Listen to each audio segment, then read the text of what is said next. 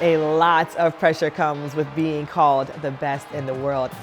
When that target changes to your back and everyone's chasing you, everyone's studying your film, that becomes extremely challenging. To do what Sydney's doing at this level year after year, breaking the world record, winning the world titles, winning the Olympic titles, the saying is true, heavy is the head that wears the crown, but she wears it well.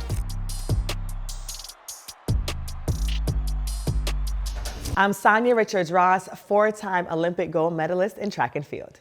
I've been looking at Sydney for a long time, and I've been trying to figure out what makes her so much better than everybody else. Obviously, she has the talent. Every athlete that lines up at that level is extremely talented. It takes not just talent, but hard work and focus. All of her broken records say so much about her mental toughness. It is the athlete who can zone in mentally and pull the best out of themselves that's gonna win and run their best races every day.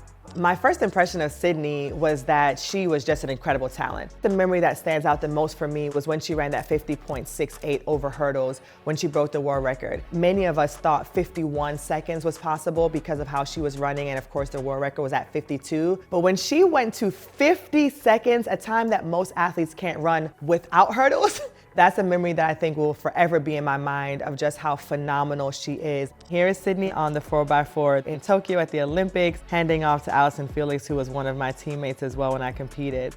So the handoff in the relays can be really tricky. In the 4x4, it's a visible handoff. So you're watching your teammate come in and you're trying to time it perfectly where you don't want to get out too fast and give her too much work to do, but you want to try to get it in the zone, safely secure it in your hand, and not let the baton ever slow down too much, because that's how you lose time in the relays. That's gold for the American quartet.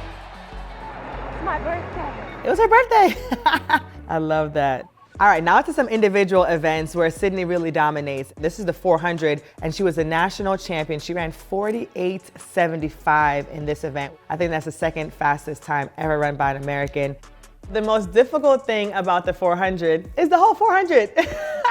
I think what makes it so challenging is that it is technically a sprint, but you cannot sprint the entire race. The 100, it's a quick burst of speed. The 200 obviously gets tougher on the body, but the same thing. The 400 now, if you run the first part too fast, you're gonna have nothing left in the end. You really have to be very strategic and not run the race too hard. So it's this perfect balance of speed and strength, and also mental toughness and grit that makes the 400 so challenging.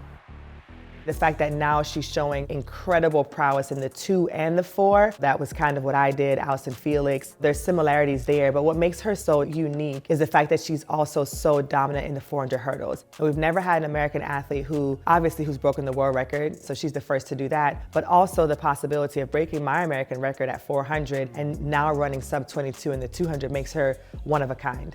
Everyone keeps asking me, how do I feel about Sydney getting so close to my American record? Everybody thinks I'm like, I don't want it to happen. And the truth is, I am so excited for her. Records are meant to be broken. You know, my record has stood now for 18 years.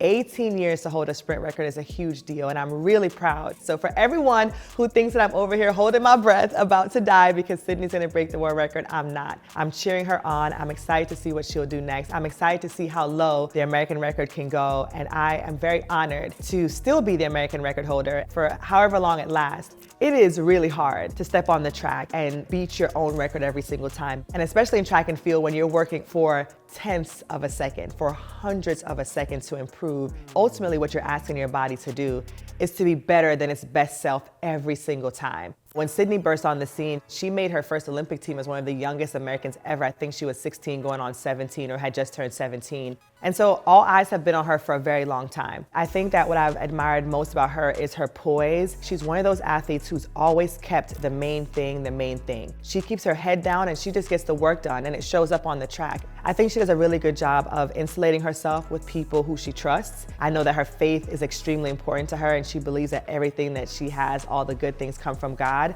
I think that keeps her grounded. And so to see a woman who has embraced that as well and loves to share the good news, I think is a beautiful thing. I think we all have this incredible platform as athletes, and how we choose to use it is really important. And I think being 100% authentic to who we are matters.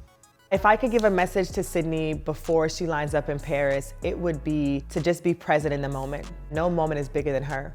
Sydney knows what it takes to win gold. She's done it over and over again. She knows that no one has run the times that she's run before. So as long as Sydney shows up confidently, I think the gold is hers.